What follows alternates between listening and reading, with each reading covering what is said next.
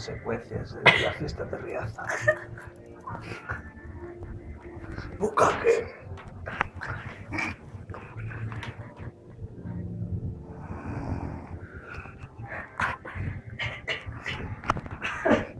Mañana se lo enseñamos.